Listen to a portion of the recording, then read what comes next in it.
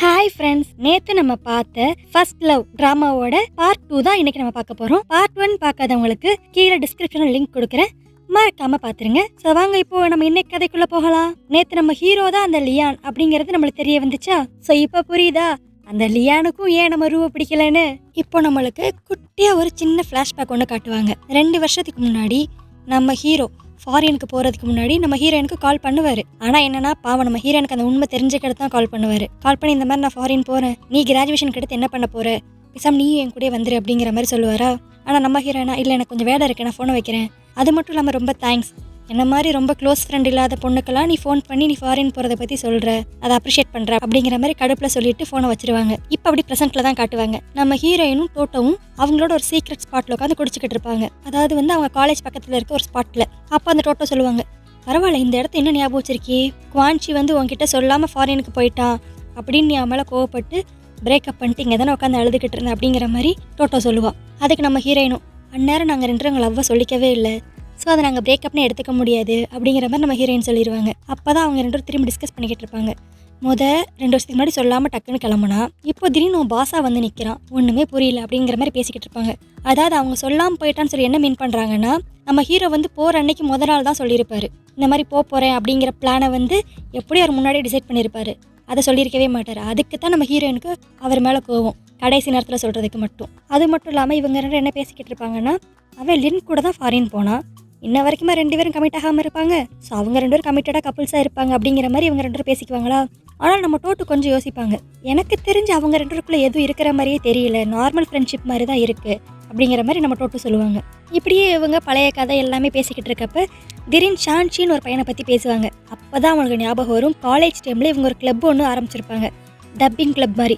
வெறும் 4 பேர் தான் இருப்பாங்க, அந்த ஷான்ஷி, டோட்டோ, நம்ம ஹீரோயின், அப்புறம் நம்ம ரூ, இவங்க 4 பேர் ஒரு கிளப் ஆரம்பிச்சிருப்பாங்க. ஸோ அடுத்து என்ன, ஒரு ரீயூனியன் பார்ட்டி தான். அடுத்து இவங்க 4 பேரும் பழைய கதையெல்லாம் அப்படியே பேசி முடிச்சுட்டு நம்ம கம்பேக் ஷோ ஒன்று கொடுக்கணும் அப்படிங்கிற மாதிரி பேசுவாங்க. அப்போ நம்ம ஹீரோயின் ஒரு ஐடியா சொல்லுவாங்க, என்னோட சேனலில் எனக்கு 1 மில்லியன் ஃபாலோவர்ஸ் கண்டிப்பாக என்னோட வேலைக்கு வந்தே ஆகணும், அதனால நம்ம ஒரு ஐடியா பண்ணுவோம், நம்ம ஒரு பெர்ஃபார்மன்ஸ் ஒன்று பண்ணுவோம், கம்பேக் பெர்ஃபார்மன்ஸ்.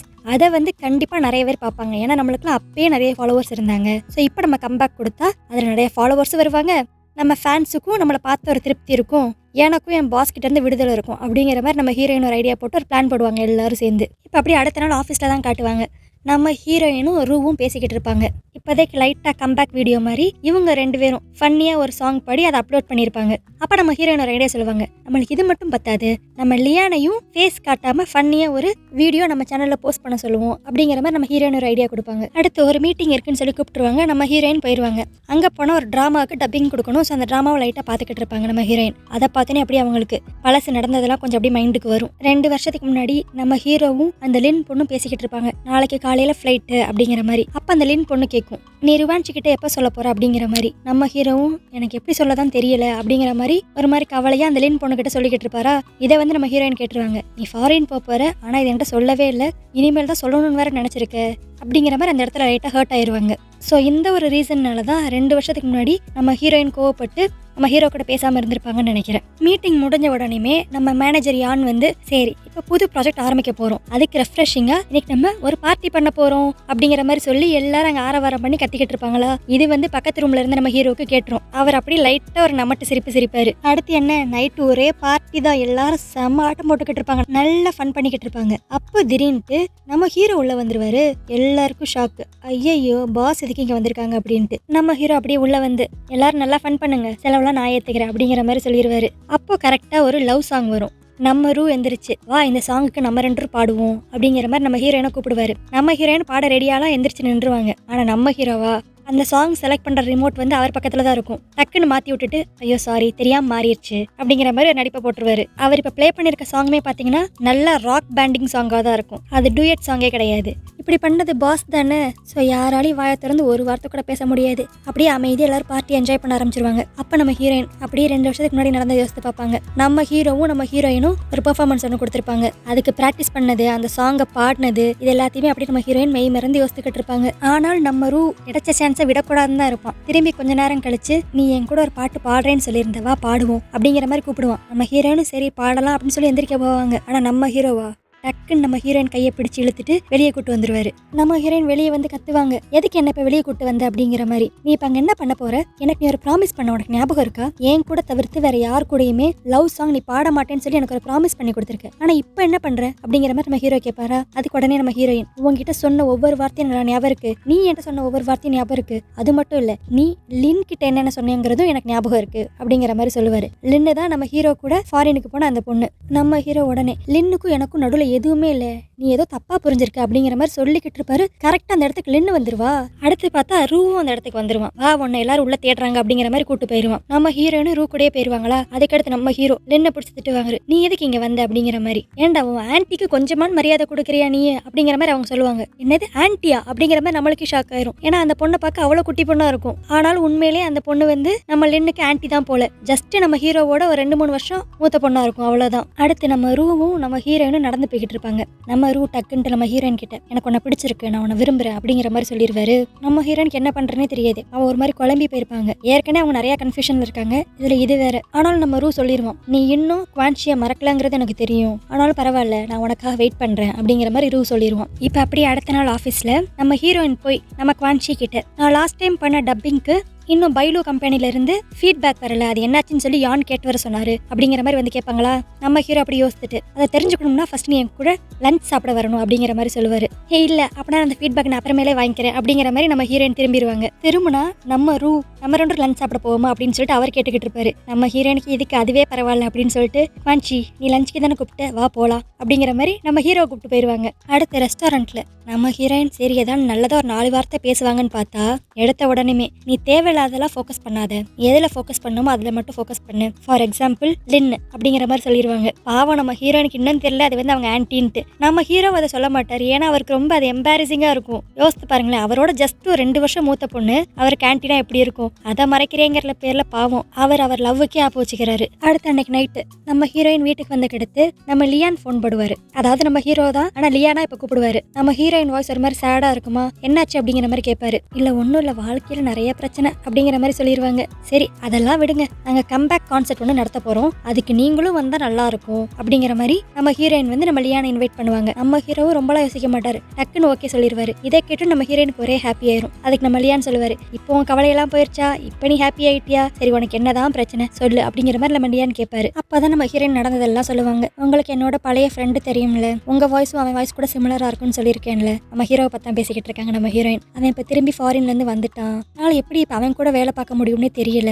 இது ஒரு பக்கம்னா ரூ வேற, இத்தனை நாள் வரைக்கும் அவன் ஃப்ரெண்டா நினைச்சுக்கிட்டு இருந்தேன், இனிமேல் நான் எப்படி நினைக்க போறேன்னு தெரியல அப்படிங்கிற மாதிரி நம்ம ஹீரோயின் சொல்லுவாங்களா. உடனே நம்ம ஹீரோ, ஏன் அவன் உனக்கு ப்ரப்போஸ் பண்ணானா அப்படிங்கிற மாதிரி கேட்பாரு. எப்படி கரெக்டா கேக்குறீங்க அப்படிங்கிற மாதிரி நம்ம ஹீரோயின் சொல்லுவாங்க. நீ சொல்ற டோன்லயே தெரியுது அப்படிங்கிற மாதிரி அவர் சொல்லுவாரு. நீ எதை பத்தியும் கவலைப்படாத, இப்போ உனக்கு முக்கியம் உன்னோட கரியர் தான், நீ அதை மட்டும் பாரு, தேவையில்லாதெல்லாம் மைண்ட்ல எடுத்துக்காத அப்படிங்கிற மாதிரி நம்ம லியான் ஒரு அட்வைஸை நம்ம ஹீரோயினுக்கு போடுவாரு. நம்ம ஹீரோயின் உடனே புத்துணர்ச்சியா, ஆமா நீங்க சொல்றது கரெக்ட், நான் எதை பத்தி யோசிக்காம ஃபர்ஸ்ட் எனக்கு 1 மில்லியன் ஃபாலோவர்ஸ் எப்படி வர வைக்கிறதுன்னு பார்த்து அந்த வேலையை விட்டு நான் நிக்கணும், அப்பதான் எனக்கு நிம்மதியா இருக்கும், நான் இப்ப லைவ் பண்ண போறேன், நீங்களும் வாங்க அப்படிங்கிற மாதிரி சொல்லிடுவாங்களா. நம்ம லியான்னு சொல்ல வருவாரு, ஐயோ நான் அதை மீன் பண்ண வரல அப்படின்ட்டு, ஆனாலும் நீங்க லைவுக்கு வாங்க வாங்க அப்படிங்கிற மாதிரி நம்ம ஹீரோயின் போன வச்சிருவாங்க. பாவம் நம்ம ஹீரோ வந்து ரூவை மட்டும் எப்படியான்னு கட் பண்ணி விடணும்னு நினைச்சிருப்பாரு லியான் மூலியமா, ஆனா அவரும் சேர்ந்து இப்ப கட் ஆயிட்டாரு, அவருக்கு அவரே ஆப்பு வச்சுக்கிட்டாரு. அடுத்து அப்படியே நம்ம ஹீரோயின் லைவ் பண்ண ஆரம்பிச்சிருவாங்க. நம்ம லியானையும் அந்த லைவ்ல ஆட் பண்ணியிருப்பாங்க, அவரோட வாய்ஸ் மட்டும் கேட்குற மாதிரி. அடுத்து 2 பேரும் சேர்ந்து பாஞ்சுங்கிற ஒரு கார்ட்டூனுக்கு டப்பிங் கொடுத்துக்கிட்டு இருப்பாங்க. அப்படியே இப்போ அடுத்த நாள் அப்படியே நம்ம ஹீரோயினோட ஆஃபீஸில் தான் காட்டுவாங்க. நம்ம ரூ கரெக்டாக கேட்டுருவோம், ஏன் நான் அவாய்ட் பண்ணுறேன் அப்படிங்கிற மாதிரி. நம்ம ஹீரோயினுக்கு என்ன பதில் சொல்கிறேன்னே தெரியாது. இல்லை நீ எனக்கு ப்ரப்போஸ் பண்ண கடத்துலேருந்து எனக்கு எப்படி உங்ககிட்ட பேசுறதுனே தெரியல அப்படிங்கிற மாதிரி சொல்லுவாங்களா. அது மட்டும் இல்லாமல் நான் என்றைக்குமே ஒன்று அப்படி நினச்சதே கிடையாது, ஸோ எனக்கு என்ன பண்ணுறதுனே தெரியலை அப்படின்னு சொல்லுவாங்க. ஆனால் அதை உடனே நம்ம ரூ புரிஞ்சுக்குவோம். நான் சொன்ன ஒரு வார்த்தை உனக்கு இவ்வளோ கஷ்டத்தை கொடுக்கும்னா நான் சொன்னதையே நீ மறந்துரு, நம்ம 2 திரும்பி பழைய மாதிரி ஃப்ரெண்ட்ஸாகவே இருப்போம் அப்படிங்கிற மாதிரி நம்ம ரூ சொல்லிடுவோம். இதை கேட்டு நம்ம ஹீரோயினுக்கு ரொம்ப ஹாப்பி ஆயிரும். நம்ம ரூவும் அப்படியே நம்ம ஹீரோயின் ஹாப்பியாக இருக்கிறத பார்த்துட்டு அவனோட காதலை அதே இடத்துல மனசுக்குள்ளேயே போட்டு பூட்டி வச்சிருவோம். ஏன்னா இனி அது நடக்காதுன்னு சொல்லி அவனுக்கு தெரிஞ்சிருச்சு. ஸோ அதை நீ வெளியே எக்ஸ்பிரஸ் பண்ணி நம்ம ஹீரோயினை காயப்படுத்த வேணாம்னு சொல்லி அவன் முடிவு பண்ணிட்டான். அடுத்து நம்ம ஹீரோ நம்ம ருவான்ஷியை மீட் பண்ணி உனக்கு ஒரு ப்ரெசென்ட் வச்சிருக்கேன் அப்படிங்கிற மாதிரி கொடுப்பாரு. ஆனால் நம்ம ஹீரோயின் அதை வாங்காம, நீ எதுக்கு இதை கொடுக்குறேன்னு எனக்கு தெரியும், நம்மளுக்குள்ள ஒன்றும் இல்லை அப்படிங்கிற மாதிரி சொல்லிடுவாங்க. ஏன் நீ வேற யாரையும் லவ் பண்றியா அப்படிங்கிற மாதிரி நம்ம ஹீரோ கேட்பாரா. நம்ம ஹீரோயின் எப்படியான இதெல்லாம் தப்பிக்கணுங்கிறக்காக ஆமா அப்படின்ட்டுருவாங்க. யாரு அப்படின்னு சொல்லி நம்ம ஹீரோ கேட்பாரு. நம்ம ஹீரோ நல்லா ரொம்ப டீப்பாக யோசிச்சுட்டு லியானை தான் நான் லவ் பண்ணுறேன் அப்படிங்கிற மாதிரி சொல்லிடுவாங்க. நம்ம ஹீரோக்கு அப்படி சிரிப்பு அடக்கவே முடியாது. ஏன்னா அவர் தான் லியான். பாவம் அது நம்ம ஹீரோனுக்கு தெரியல. அடுத்து நம்ம ஹீரோ ஒரு பெரிய பிட்டா போடுவார் நம்ம ஹீரோயின் கிட்ட. நீயும் லியானும் லவ்வர்ஸா? அப்பனா பிரச்சனையே இல்லை. ஒரு பர்சனல் மீட்டிங் ஒன்று எனக்கும் லியானுக்கும் அரேஞ்ச் பண்றியா? நம்ம 3 பேரும் டின்னர் சாப்பிட்டுட்டு அப்படி கொஞ்சம் வேலையை பத்தி பேசுவோம் அப்படிங்கிற மாதிரி நம்ம ஹீரோ ஒரு பெரிய அப்பா நம்ம ஹீரோயினுக்கு பார்சல் பண்ணி கொடுத்துருவாரு. ஸோ இப்படி நடந்தனால நம்ம ஹீரோயின் ஒரு ஐடியா போடுவாங்க. அவங்க அம்மா ஏற்கனவே ஒரு பிளைண்ட் டேட் ஒன்று அரேஞ்ச் பண்ணி வச்சிருப்பாங்க. அந்த பையனை லியான்னு சொல்லி ஏமாத்திடுவோம் நம்ம ஹீரோ கிட்ட அப்படிங்கிற மாதிரி நினைச்சு அந்த பையனை வர சொல்லியிருப்பாங்க. அந்த பையனா ஒரு ரெஸ்டாரண்ட்க்கு வந்து வளன்னு பேசுவான். நம்ம ஹீரோயின் என்ன பிளான்னு சொல்லலாம்னு நினைப்பாங்க. அதை கூட அவன் பேச விட மாட்டான். எங்கள் அம்மா சொன்னாங்கிறக்காக தான் நான் இந்த பிளைண்ட் டேட்டுக்கே வந்தேன். அது மட்டும் இல்லாமல் நீங்கள் சினி ஃபீல்டில் ஒர்க் பண்ணுறவங்களாமே, நம்ம ஃபேமிலிக்கு இந்த ஜாப்லாம் செட்டே ஆகாது. அதனால நீ கல்யாணத்துக்கு எடுத்து வேலையை விட்டுரு அப்படிங்கிற மாதிரி வளன்னு பேசிக்கிட்டே இருப்பான். நீ கல்யாணத்துக்கு எடுத்து இதை பண்ணக்கூடாது அதை பண்ணக்கூடாது அப்படி பண்ணிட்டு இப்பயே எக்கச்சக்க ரூல்ஸ் போடுவான். நம்ம ஹீரோயினுக்கு நான் இங்கே வர சொன்னதே உனக்கு வேற விஷயமாடா, என்னை பேச விடுறா அப்படிங்கிற மாதிரி கடுப்பில் இருப்பாங்க. சரி அவனை திட்டி விடலாம் அப்படின்னு சொல்லி நம்ம ஹீரோயின் நினைப்பாங்க. கரெக்டாக அங்கே நம்ம ஹீரோயோட என்ட்ரி. நீ இப்படிப்பட்ட ஒரு மைண்ட் செட் இருக்கவனா, நீ எல்லாம் இந்த சொசைட்டிக்கு செட்டே ஆக மாட்டே அப்படிங்கிற மாதிரி நம்ம ஹீரோ வந்து அந்த பையனை கலாய்ப்பாரு. நீ யாரு அப்படிங்கிற மாதிரி அந்த பையன் கேட்பானா. நானா, நான் ருவான்ஷியோட பாய் ஃப்ரெண்ட் அப்படின்றான் நம்ம ஹீரோ. அதுக்கும் அந்த பையன் அடி பாவி, பிளைண்ட் டேட்டுக்கு வந்துட்டு அங்கே உன் பாய் ஃப்ரெண்டை கூட்டு வந்திருக்கியா? அப்பவே எங்க அம்மா சொன்னாங்க சினி ஃபீல்டில் ஒர்க் பண்றலாம் நம்பாத அப்படின்ட்டு. இதை கேட்டு நம்ம ஹீரோனுக்கு இன்னும் கடுப்பாயிரும். டபரா மண்டையா, உனக்கெல்லாம் நான் கேக்குதா? இன்னும் நான் ஓகேவே சொல்லலை, அதுக்குள்ளே எவ்வளோ கண்டிஷன்ஸ்டா போடுற, பூசணிக்கா மண்டை அங்கிட்டு போய் ஓரமாக உட்கார்றா அப்படிங்கிற மாதிரி நம்ம ஹீரோயின் சேர்த்து கலாய்ச்சி விட்டுருவாங்க. அடுத்து இவங்க 2 வெளியே வந்துருவாங்களா. நம்ம ஹீரோயின் சாரி, உன்னை அவாய்ட் பண்ணுறக்காதான் நான் லியான் என்னோட பாய் ஃப்ரெண்ட் சொல்லி போய் சொன்னேன் அப்படிங்கிற மாதிரி சொல்லுவாங்களா. அவள் லியான் இல்லைன்னு சொல்லி நான் பார்த்தனே கண்டுபிடிச்சிட்டேன் அப்படிங்கிற மாதிரி நம்ம ஹீரோ சொல்லுவார். நீ என்ன ஏமாத்துறக்கா இப்படி ஒருத்தன் கூட பிளைண்ட் டேட் வருவியா அப்படிங்கிற மாதிரி நம்ம ஹீரோ கத்துவாரா. நம்ம ஹீரோயினுக்கு உடனே கோவம் வந்துடும். ஆமாம் நீ சொல்கிறது கரெக்ட் தான், நீ மட்டும் என்னை தொந்தரவு பண்ணாமல் இருந்தேன்னா நான் இப்படி ஒருத்தவங்க கிட்ட வந்து மாட்டியிருக்கவே மாட்டேன் அப்படின்னு சொல்லி அவங்களும் பதிலுக்கு கத்துவாங்க. அது மட்டும் இல்லை, நீ லின்னை ஏற்கனவே லவ் பண்ணிக்கிட்டு இருக்க, இதில் என்கிட்ட வேற ரொம்ப பாசமாக பேசுகிற, என்னால் என்ன பண்ணுறேன்னே புரிஞ்சிக்க முடியல, அதனால தான் ஒன்று அவாய்ட் பண்ணுறக்கா நான் இந்த முடிவு எடுத்தேன், இதில் எனக்கு தப்பாக தெரியல அப்படிங்கிற மாதிரி நம்ம ஹீரோயின் ஹார்ஷாக பேசிடுவாங்க. இப்பயும் நம்ம ஹீரோ லின்னு யாருங்கிற உண்மையை சொல்லவே மாட்டார். அடுத்து அப்படியே நம்ம ஹீரோயின் அங்கேருந்து கோவமாக கிளம்பிடுவாங்க. அப்புறம் அன்னைக்கு நைட்டு தான் நம்மளுக்கு காட்டுவாங்க. நம்ம ஹீரோயின் ஆஃபீஸ் பக்கத்தில் ஒரு சைக்கோ ஒருத்தர் சுற்றிக்கிட்டு இருப்பான் போல. அங்கே லேட் நைட்டில் ஷிஃப்ட் முடிச்சுட்டு வர பொண்ணுங்கள்லாம் பிடிச்சதான் ஹர்ட் பண்ணுற மாதிரி இல்லைனா ராபரி பண்ணுற மாதிரி இந்த மாதிரி ஏதோ பண்ணுறான் போல. இதை வந்து அடுத்த நாள் அப்படி அவங்க ஆஃபீஸ்ல டிஸ்கஸ் பண்ணிக்கிட்டு இருப்பாங்க. ஒரு பொண்ணு அப்படி தான் பண்ணிட்டான், நல்ல வேலை அந்த பொண்ணு எப்படியோ தப்பிச்சு ஓடிடுச்சு, ஸோ எல்லாரும் சேஃபாக இருங்க அப்படிங்கிற மாதிரி நம்ம யான் வந்து நம்ம ஹீரோனுக்கு ஒரு வார்னிங் கொடுத்துக்கிட்டு தான் இருப்பான். கரெக்டாக இந்த இடத்துக்கு நம்ம குவான்ச்சி வருவான். வந்து நம்ம யான் கிட்ட இன்னைக்கு நான் அட்டன் பண்ண போகிற மீட்டிங்க்கு எல்லாம் ரெடி பண்ணிட்டீங்களா, நான் 2 நாளுக்கு இந்த ஊரில் இருக்க மாட்டேன் அப்படிங்கிற மாதிரி இன்ஃபார்ம் பண்ணிக்கிட்டு இருப்பான். இதை வந்து அப்படியே நம்ம ஹீரோயின் காதில் விழுகிற மாதிரி தான் சொல்லுவான். ஆனால் நம்ம ஹீரோயின் ஒரு ரியாக்ஷனும் கொடுக்க மாட்டாங்க. அப்படியே அன்னைக்கு நைட்டு எல்லாரும் அந்த ஆஃபீஸை விட்டு கிளம்பிடுவாங்க. வேலை முடிச்சுட்டு நம்ம ஹீரோயினும் லைவை முடிச்சுட்டு போயிட்டாங்கன்னு சொல்லி எல்லாரும் நினச்சிக்கிட்டு இருப்பாங்க. ஆனால் நம்ம ஹீரோயினா அவங்க வீட்டில் சரியா நெட்டு கிடைக்கலன்னு சொல்லிட்டு திரும்பி ஆஃபீஸ்க்கு வந்து லைவ் பண்ணலாம்னு சொல்லி வந்திருப்பாங்க. அப்போ அவங்க ஆஃபீஸ்க்குள்ளே போகிறது அந்த சைக்கோ ஸ்டாக்கர் பார்க்குற மாதிரி நம்மளுக்கு அப்படி காட்டி முடிப்பாங்க. ஸோ இனி என்ன நடக்க போகுதுன்ட்டு கொஞ்சம் பயமாக தான் இருக்கும். ஏன்னா காப்பாற்றுறதுக்கு நம்ம ஹீரோவும் கூட இல்லை, நம்ம ஹீரோயின் மட்டும்தான் அந்த பில்டிங்லேயே இப்போ தனியாக இருக்காங்க. ஸோ இதோட இந்த எபிசோட் நான் அப்படி இங்கே முடிச்சுக்கிறேன். ஸோ இனி அடுத்து லியானும் நம்ம ஹீரோவும் ஒரே ஆள் தான் அப்படிங்கிறது நம்ம ஹீரோனுக்கு எப்போ தெரிய வரும், தெரிஞ்சால் என்ன ரியாக்ட் பண்ணுவாங்க. அது மட்டும் இல்லாமல் லின்னுங்கிற பொண்ணு வந்து நம்ம ஹீரோவோட ரிலேட்டிவ் அப்படிங்கிறது தெரிஞ்சாலும் நம்ம ஹீரோயின் என்ன பண்ணுவாங்க அப்படிங்கிற பேலன்ஸ் கதை எல்லாத்தையுமே நான் நாளைக்கு வீடியோவில் உங்களுக்கு சொல்கிறேன். நாளைக்கு நான் போட போகிற வீடியோ உங்களுக்கு கரெக்டாக அப்டேட் ஆகணும்னா மறக்காம என் சேனலை சப்ஸ்கிரைப் பண்ணிடுங்க. ஸோ ஓகே காய்ஸ், நாளைக்கு வீடியோவில் உங்களை பார்க்குறேன். பாய்.